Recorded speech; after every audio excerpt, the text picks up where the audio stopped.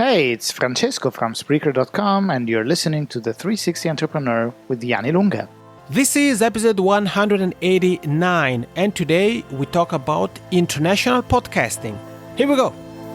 Welcome to the 360 Entrepreneur Podcast, the show for entrepreneurs and small business owners who dream big and want to do bigger. Join some of the world's top entrepreneurs, internet marketers, and best-selling authors as they share their inspiring stories, their struggles, and give actionable tips that will help you build, grow, and promote your online business. Here's your host, Yanni Lunga.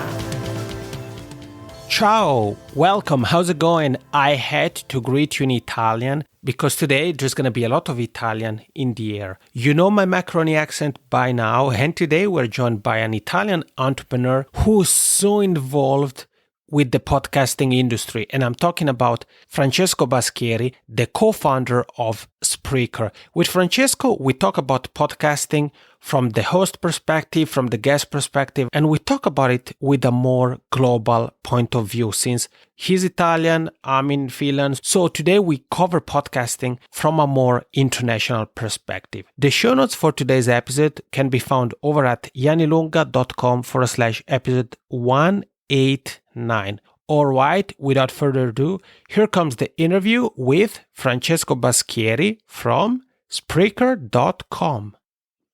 In this episode, we're joined by somebody who I got to meet at Podcast Movement, and I'll tell you about how I met him in a second because it's kind of a funny story. He's an Italian entrepreneur, speaker, and startup advisor, and he's the founder of Spreaker.com, the leading platform that allows you to easily create, distribute, measure, listen, and live broadcast your podcast. He's been featured on places like TEDx, International Podcast Day, and yes, you guessed it, he's here with us. It's with great pleasure that I welcome on the show Francesco Baschieri. Fra, how's it going? Benvenuto. Hey, Jan, it's going very good. Thank you. I'm so glad that you are having me here. Man, it's always fun to talk with somebody like you who has the same mother tongue as I do, Italian, but then we do it in English. And I know you use English a lot for work, huh? Yeah, but it's funny. I mean, the thing is, among Italians, we never use English. I mean, Right. I know you're Swiss Italian. Right. I don't know if you have the same kind of culture, but if there's at least 2 Italians in a group of, 10 or 20 people, there's no way you can convince 2 Italians to switch to English so that everybody can understand. Oh, absolutely. So it's so funny to be talking and speaking in English with you. Yeah. It's always fun to do this kind of interviews. And Fra, I said, and of course I call you Fra because we got to meet. It's okay now if I call you Fra, I assume. It's perfect. Yeah, perfect. Because we got to meet at Podcast Movement. And I don't remember, did I tell you kind of how you got on my radar at Podcast Movement? I'm not sure actually, but I think it would be a great story if you tell it now for me as well, right? Absolutely. And I know I haven't shared this before on the show, so obviously for people joining us, it's the first time hearing this. But yeah, so we were at Podcast Movement at one of the after parties, and I was talking with Rob Greenlee, who's also part of the Spreaker team and who I had the pleasure to interview for the Podcast Success Summit. And we were talking, and then I told him, Rob, at some point I'm going to ask you for an introduction to the founder of Spreaker, because I know he's an Italian guy. And then Rob, so I was standing on Rob's left, and then he looked at his right, and he said, yeah, this is him.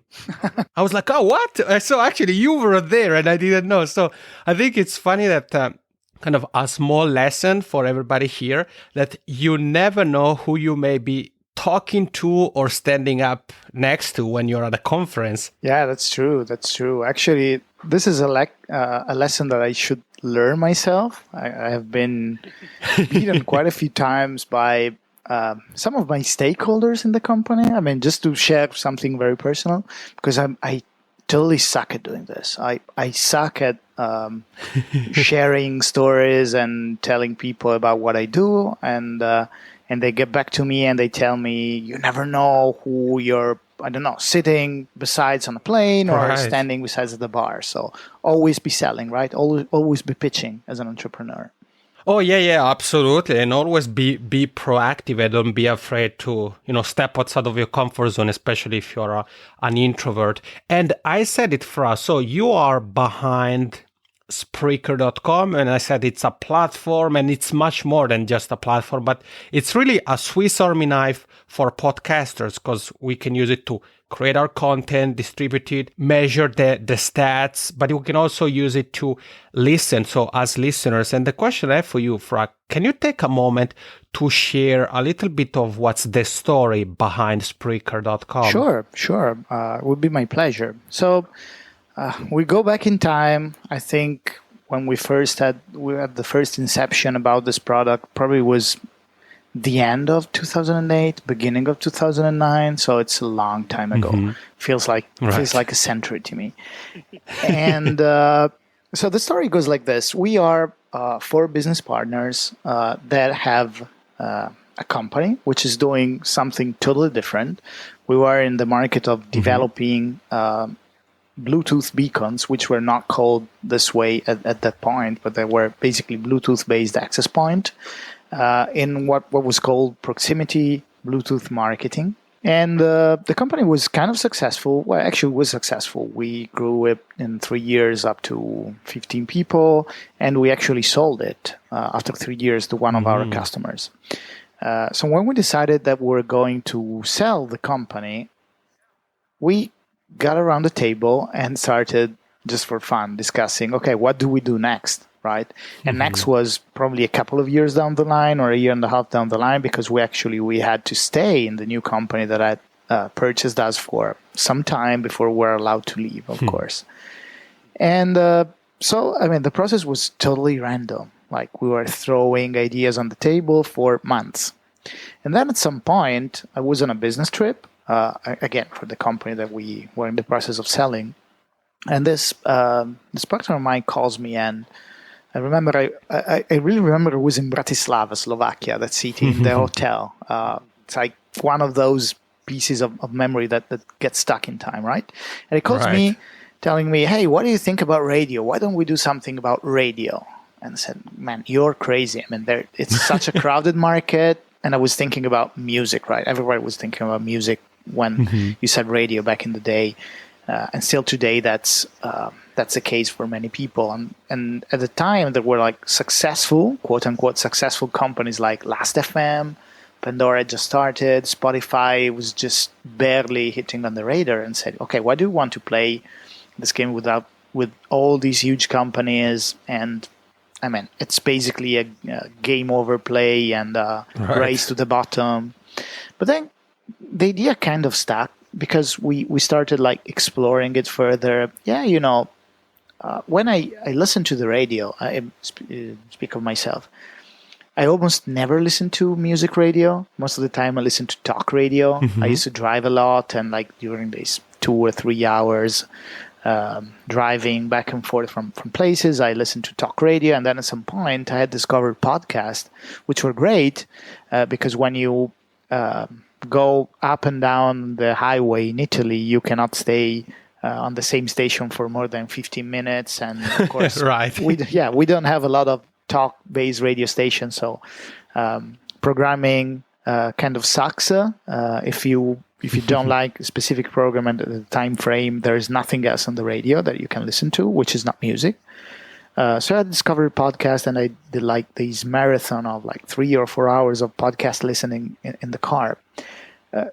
And then it kind of struck me. I mean, it was like super easy in those days to create basically any kind of media online, but it was still relatively hard, I would say geeky and nerdy, to create on-demand audio and podcast. You needed to figure out where to host your shows. You needed to get some kind of plugin or piece of software to create an RSS feed. Of course, you needed to first understand what an RSS feed was, then submit to a number of platforms, and then, of course, you figure out that you have no idea on how to measure this, and if you don't want to look at your server logs, and then you needed to go to yet another supplier to get your statistics.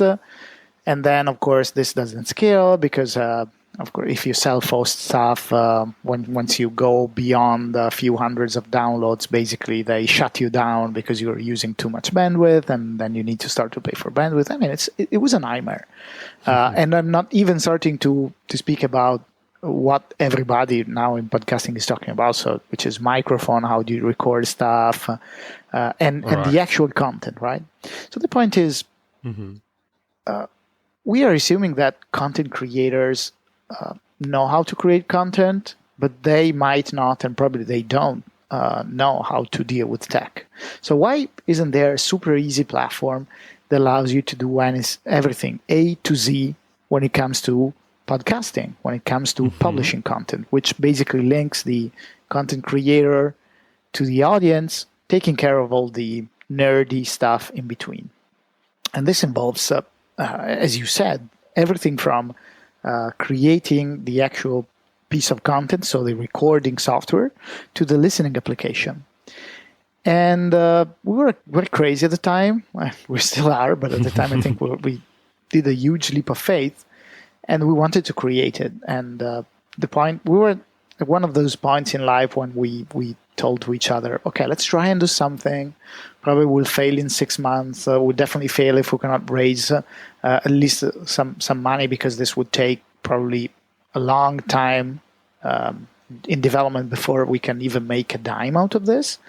But anyway, we'll be having a lot of fun.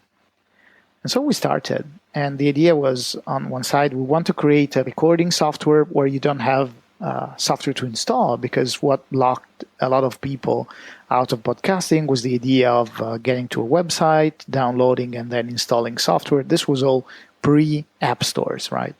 Downloading and installing software was still kind of a block for many people. And then you need to figure out how to connect this software to some specific platform. Well, we wanted to give you the whole platform. So you just open the web browser.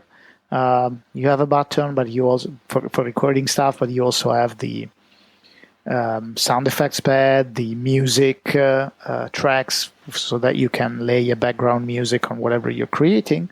And magically, it just gets published and people can listen to it. Then we got greedy, let's say greedy in a good way. We wanted to add more stuff, and we thought, hey, why don't we make it live? Because, of course, radio has a lot of programs that work well, even if they are pre-recorded on demand, but there's a plethora of other products like talk radio where people call in, or sports, play-by-play, news. I mean, these things really work only if they're live. And there was no big platform that allowed you to do both podcast and live streaming. So we added it to the platform. And it took off because we started adding stuff. I think the other significant moment was when you figured out that we didn't want to create a walled garden platform. Because we wanted to attract content creators, and a lot of content creators were already using their tools, right? But they liked something very specific about our platform, whether it's the content creation part or the distribution or the analytics.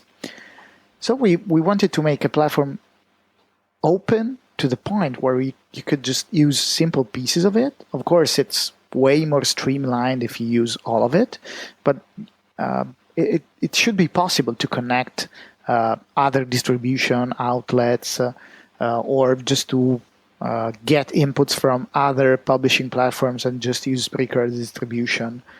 And then that's how it started. I mean, that's the whole story about Spreaker. It was really something that we did half for fun, half with the idea of creating an actual company.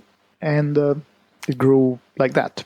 I love it. Thank you, Fra, for really taking the time and for telling us a little bit more about what's the story behind Spreaker, and also for touching on not only what Spreaker is, but the different uses we can make of Spreaker. So you said it, we can use it as the all-in-one platform for doing everything, but we can even use it only for, let's say, record live. As you said, one of the exclusive features of Spreaker is that, as you said, we have the ability to record a live podcast. So it really makes it stand out compared to pre-recorded shows, or maybe we're interested in the distribution part of things. So Spreaker can do all that and much more. And yeah, you said it, I mean, the whole podcast creation, distribution process has really changed, even just over the last, not even thinking about a few years ago, as you said, but even over the last year or so. Because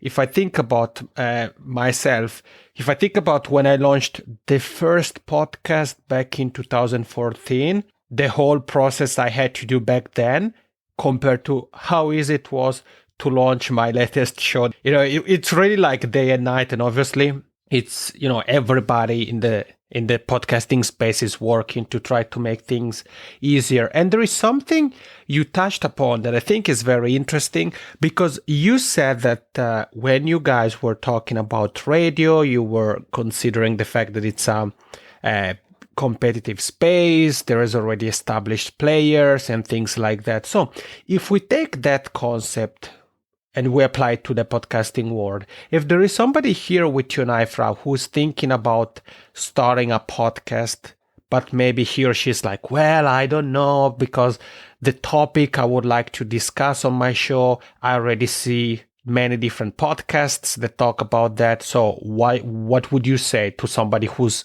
kind of on the fence about podcasting? Well, my personal suggestion is just start and see how it goes. There are always opportunities.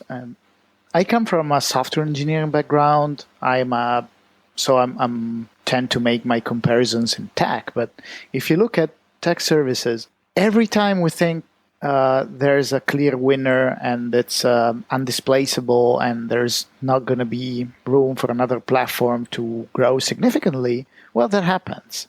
Right. It has happened with Facebook, even though Facebook is pretty much undisplaceable, right? But if we look at Facebook as a place where people spend their time, you see a small app starting up that has no chance, and all of a sudden, I don't know, in 2010, Instagram appears. Of course, Instagram gets snatched up by Facebook because they saw the potential, the disruption potential. And then WhatsApp appears, and they snatch it up as well when they started growing. Then Snapchat, and then yet other platforms. And I'm pretty sure it's not over. It's going to happen again. I mean, if you look at the... I'm basically talking about either chat applications or photo applications. I mean, a long time ago, people thought that Flickr was undisplaceable, and now it's basically meaningless. People have forgotten about it. Right. Look at blogging platforms. Everybody was excited by the early comers like Blogger or Typepad. Then it was the time for the WordPress, the .coms, right? Then, I don't know, Tumblr came on. It was like the super sexy thing. Oh, nobody can beat Tumblr. Then it got snatched up by Yahoo. And now nobody remembers about Tumblr. It's all about Medium and what's next. Yeah. I mean, so I think it's the same on podcast. If you do things well, and if you're committed to work for the long term, that's the other thing. If you persist, then some results will inevitably appear, because there will be mistakes on the other side. You can start intriguing a different audience, or focus on a smaller niche, or give a different point of view on the same topic. Especially, again, if you speak about a very specific topic, and I am passionate about this topic as a listener, I want to hear different points of view. Instead of like listening to some other piece of content which talks about something totally different, I rather subscribe to yet another podcast on that specific topic because I'm passionate about that. So I think there's room for everybody. Just don't think this is going to be an overnight success. It takes time, but if you persist, eventually you get somewhere. Love it. Thank you. Thank you, first of all, for the comparison with the tech war. I think those examples were really on spot. And I mean, you said it is about time. It is about, obviously, start to become more and more comfortable, first of all, in front of a microphone, because it may be the very first time you ever record anything. Maybe if you host an interview-based show, is your first experience interviewing people. So, of course, you have to focus on becoming a better communicator first, and then things are gonna progress from there. And I mean, you said it. There are so many.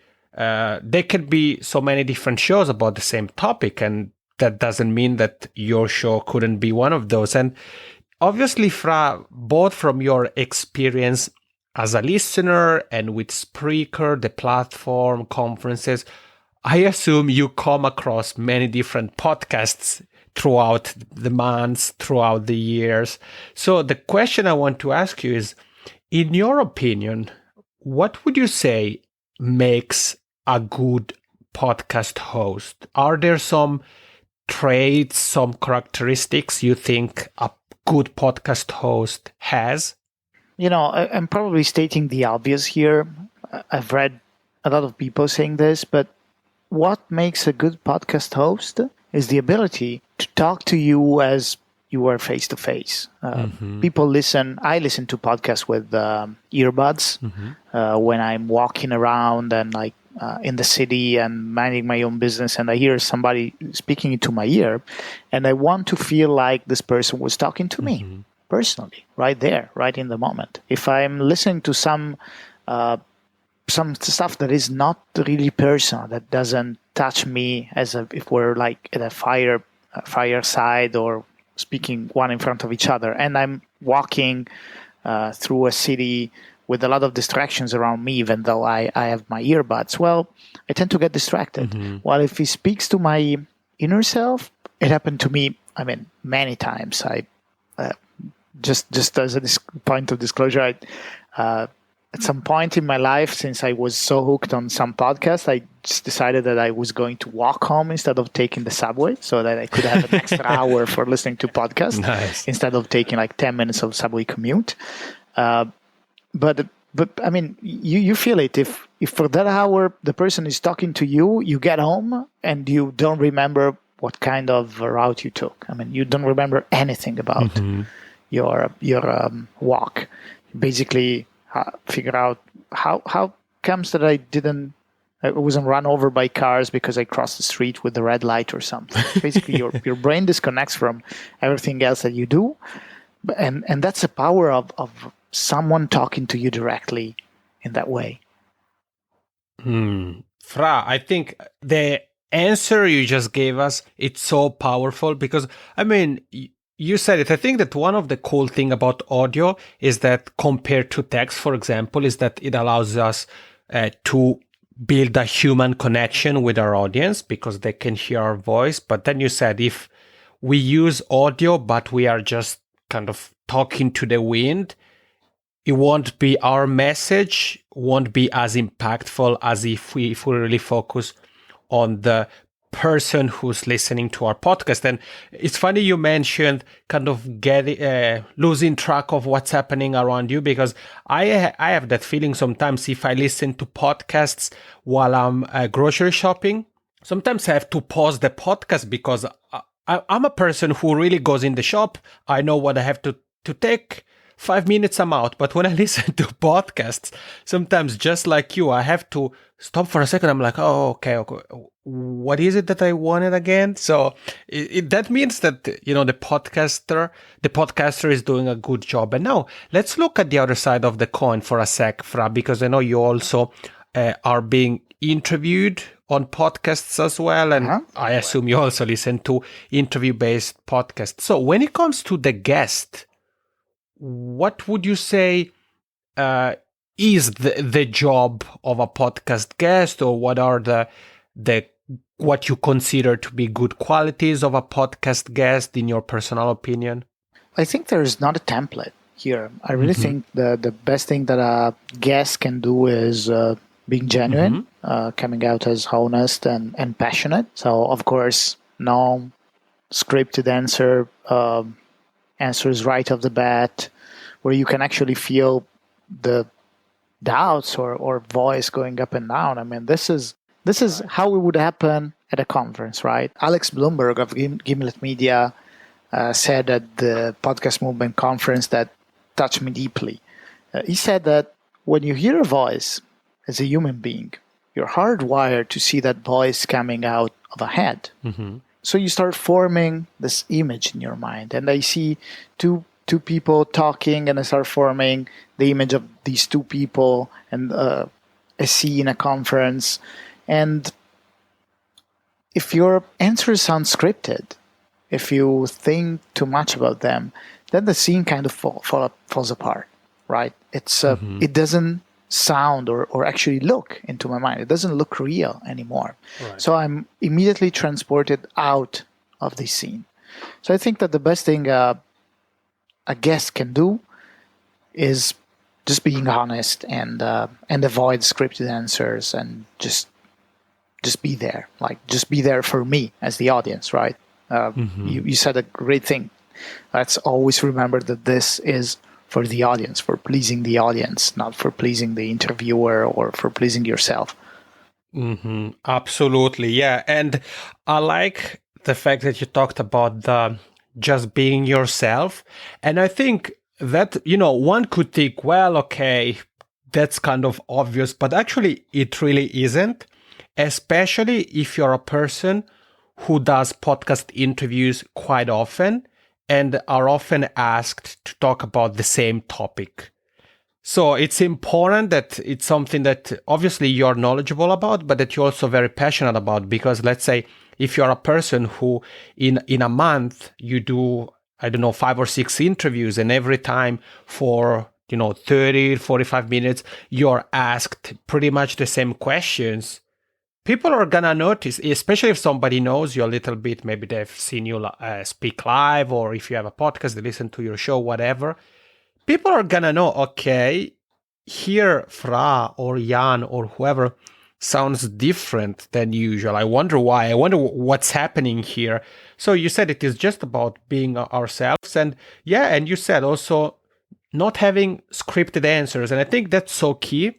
Also for it's also a key point also for the hosts, because I personally, and I did this with you as well, Fra, I always send an email with what I call the questions/points of discussion, simply to give the guest an idea of some of the things I thought we could touch upon. But then it's a conversation, so you will never hear me, okay, Fra, let's stop here because you didn't answer question number 3. Let's go back, because it's a conversation. So I think that, unscripted, sure, for the guest, but even for you as a host, I really want to invite you to try to open up your views a little bit. And Fra, I want to ask you a question that has to do with your international background, your global view, both as a person and with Spreaker, obviously, because I said you're Italian, but with Spreaker you have part of the company in the States. You talk with podcasters from all over the world. At conferences, you meet different people from different niches. You have participated at events like International Podcast Day. So I think that, and you can correct me if I'm wrong, but the international podcasting community is really growing, right? It feels like it's growing a lot. Where do you see it? This is kind of a big question, obviously, but where do you see the international podcasting community heading? So first of all, I think I should try and frame my answer. So in Spreaker, we have noticed for a long time that the word podcasting is used by many different subjects with different meanings. Right. And that's a problem, because there's no clear agreement on what a podcast is, because you get different answers when you ask different people. Right. So we adopted the widest definition, which is basically audio on digital media, so delivered on IP. We even stripped out the word on demand, because we also want to include live audio.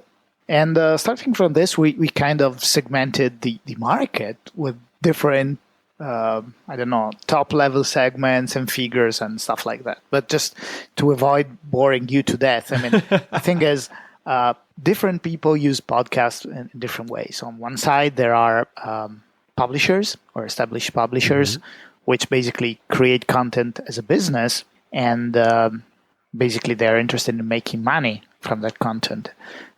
Content can be specifically created for podcasts, like a lot of now so-called pure play publishers are doing, look at the Gimlet Media or other guys doing stuff like that, or can be adapted from radio to a podcast, like what the public radio guys are doing at this time, or basically cut from the radio stream and uploaded as a podcast like many other radio stations are doing.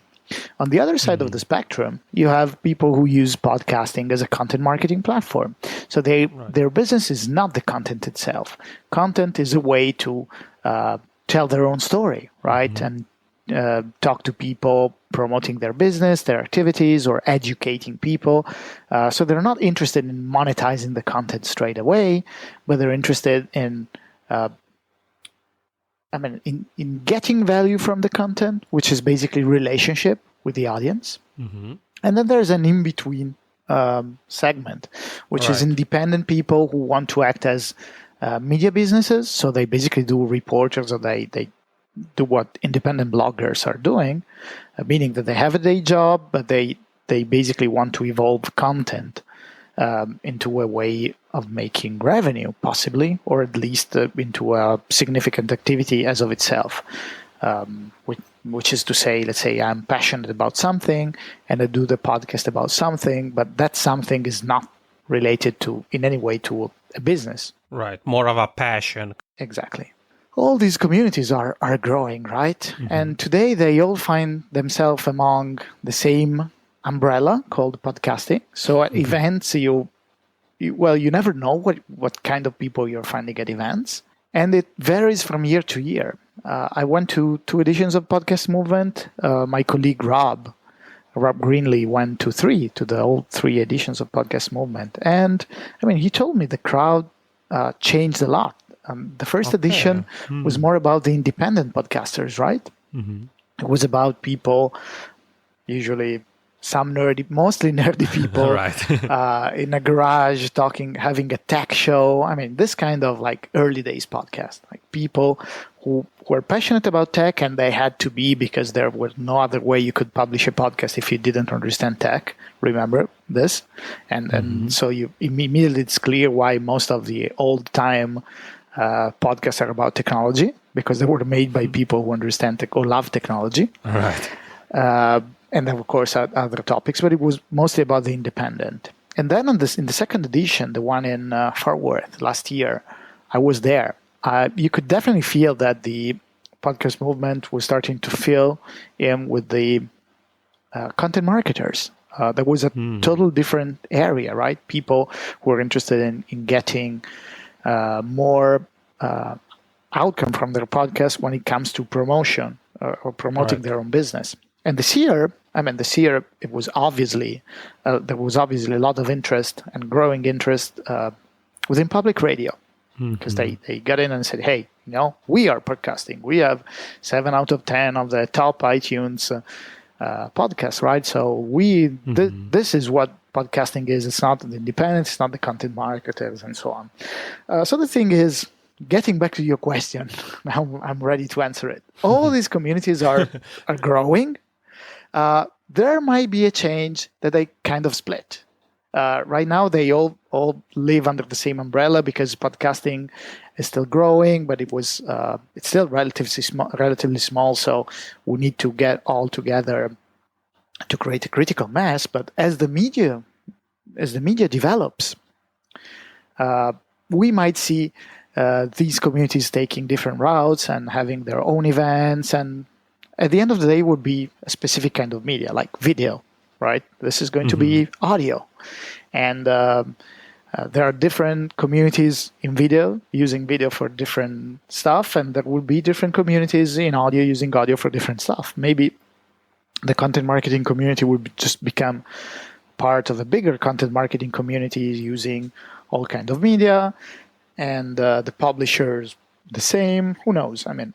I have no idea. Right now, everything is growing, and we're trying to fit everything in the same bucket, so that when you go to a conference, you need to first figure out who the audience would be, because you might be interested in content marketing and find yourself at a conference full of public radio people talking about podcasting, and they have nothing to do basically with what you're doing today. I love it. Fra, thank you so much. I love the fact that you really took the magnifying glass on the podcasting scene. And also this last point, I think it's so critical because, and obviously not only for podcasting, but even for what it can be, I don't know, social media marketing, digital marketing, blogging, whatever. If you're here with Fra and I, and you're maybe considering attending a conference, just don't stop at the topic, but make sure that the topic itself is actually touched upon from a perspective that you're really interested in. So, like Francesco said, for podcasting, podcast movement, throughout the first 3 editions, there has been really a difference in the kind of type of people who attended, the speakers, and so the content of the conference itself. And Fra, so we've talked about Spreaker. We mentioned the site is Spreaker.com. I'll make sure to include the link to that in the show notes. You also have 2 apps. So there is the app for the listener, Spreaker Podcast Radio app, and then there is also the Spreaker Studio app for both desktop and mobile. You guys have also a fantastic blog where you share new features, but you also talk about podcasting, so you share advice. And the question I want to ask you, Fra, for wrapping up this interview, actually, I have 2 quick questions. The first one is, if somebody has a question for you or would simply like to say thank you, what would you say is the fastest way to do that? To me personally, I think it's Twitter. Just tweet me. Mm-hmm. My handle is Thebask, Thebask, single word. And I would appreciate if you can even get in touch with me using my Twitter handle. Or if you prefer, shoot me an email. My email is Francesco, Francesco, @Spreaker.com. Mm-hmm. Shoot me an email. I usually answer quickly if there's nothing troublesome about the whole email, and I would appreciate it. Awesome. So you'll find the link to Francesco's email, Twitter, and everything else we have covered here in the show notes. And yeah, Fra, the final question I have for you is, can you take a moment to share a couple of things about the Spreaker Studio app? What it is, what is it about? First of all, little bit of historical background. We used to have, we have one website, just one app, and in the same app you could both listen to and create your own podcast. We decided to separate them because it's way easier to make them more complete if you target a very specific and narrow audience, producers on one side, listeners on the other side. So for instance, on the listener side, we could also fit all the other available podcasts instead of just the podcast born and raised in Spreaker. And on the studio app, we could do some more fireworks, let's say, of things. The Spreaker Studio app is basically, we pitch it as a recording/broadcasting studio that fits in your pocket, because basically on a mobile phone or on a larger version on the tablet or on your computer, you have all the things that a professional radio studio usually has and features. So let's take the laptop version. You have 4 independent inputs, which means that without the need for a mixer, an external mixer, you can connect to your computer, let's say 4 different USB microphones through a hub, or if your computer has 4 ports, you can do it. And basically, you can mix the input with the software. So you save some money from buying an external mixer. Actually, you can connect one of the sources to Skype for easily doing phone interviews and record them straight away. There are different ways, but this is a way that works.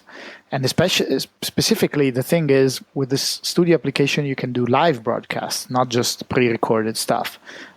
So this is a very easy way to do a live streaming when you have a co-host which lives on the other side of the planet, or you can get callers to your live talk show. And at the same time, with the app, of course, you can add sound effects, like applauses, laughter, or creepy sound effects, and background music tracks, bumpers, everything. There's also a nice feature, which is a chat room, which is connected with the site and all the apps, so that you can get live questions from your audience when you're broadcasting live and interact with the audience in a textual way instead of using or relying on the phone. So it's basically an application that takes over all your creation needs. And of course, the phone interface, due to limited real estate, is like slightly simplified. For instance, on the phone there's only one input source, not the four configurable, but it's basically the same application. So wherever you are, you just grab your phone, you click a couple of buttons, and you can create a radio studio like broadcast or show, using voice, sound effects, music, basically on the go. Love it. Thank you, Fra, for telling us more about this Spreaker Studio app, both the desktop and the smartphone option. So once again, make sure to check out the show notes page so you'll find the links to everything Francesco Baschieri and I have talked about, including the links to the two apps. Fra, thank you so much, first and foremost, for what you, Tonia, Rob, and the rest of the Spreaker team do for podcasters. And thank you for being here and sharing your thoughts with all of us. I really, really appreciate it. Yeah, thank you very much. I really appreciate the opportunity on my side, and I really had a lot of fun. So thank you very much. And we are back. Francesco, grazie mille. Thank you again for being here. And as I said, for what you, Rob, Tony, and the rest of the Spreaker team do for the podcasting community. You heard Francesco and I talk about Spreaker. If you're interested in learning more about the software, the blog, and so forth, you can check out the show note page over at yanilunga.com/episode 189. What is interesting about Spreaker is that you can use the software to record solo sessions, to record interviews done on Skype, or even to broadcast live. So regardless of the type of podcast you're hosting or you're planning on hosting, Spreaker Studio is a tool you may want to look at. Okay, this is it for today. In the next episode, we're gonna keep talking about podcasting, but we're gonna focus more on the content part of podcasting and storytelling. Thank you for listening to the 360 Entrepreneur Podcast. For more tips and tools, head over to www.yanilunga.com.